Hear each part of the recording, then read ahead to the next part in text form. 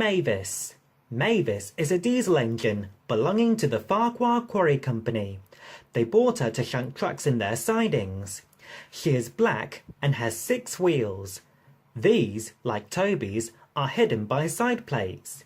Mavis is young and full of her own ideas. She is sure they are better than anybody else's. She loves rearranging things and put Toby's trucks in different places every day.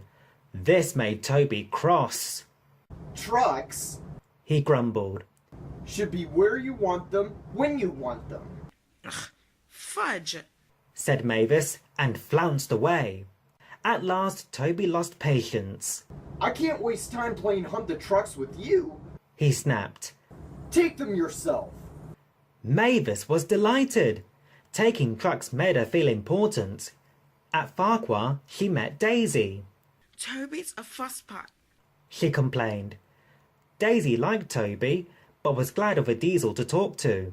Steam engines She said, have their uses, but they don't understand. He says only steam engines can manage trucks properly. What rubbish! put in Daisy, who knew nothing about trucks. Depends upon it. My dear, anything steam engines do, we diesels can do better. Toby's line crosses the main road behind Farquhar Station and for a short way follows a farm lane. The rails here are buried in earth and ashes almost to their tops.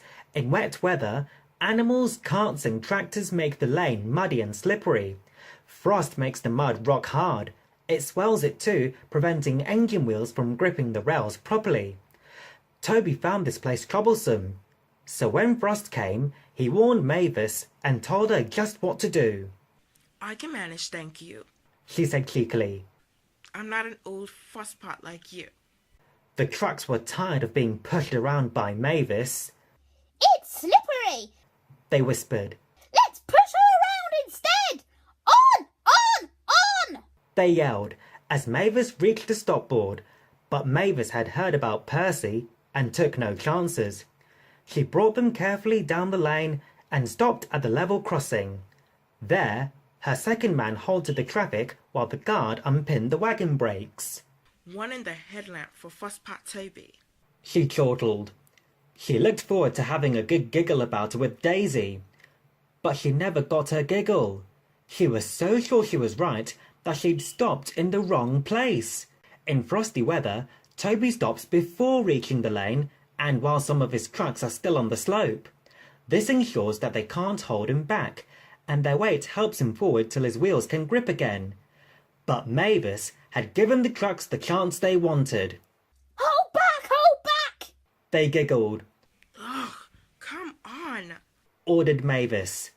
The trucks just laughed, and her wheels spun helplessly. She tried backing, but the same thing happened. They sanded the rails and tried to dig away the frozen mud, but only broke the spade. Cars and lorries tooted impatiently. Wailed Mavis in helpless fury. I warned her. Fumed Toby. I told her just where to stop. I can manage, she said, and called me an old fusspot. She's young yet, Soothed his driver. and She can manage her trucks to herself. they're your trucks, really. His driver pointed out. Mavis isn't supposed to come down here if the Fat Controller... You wouldn't tell, would you?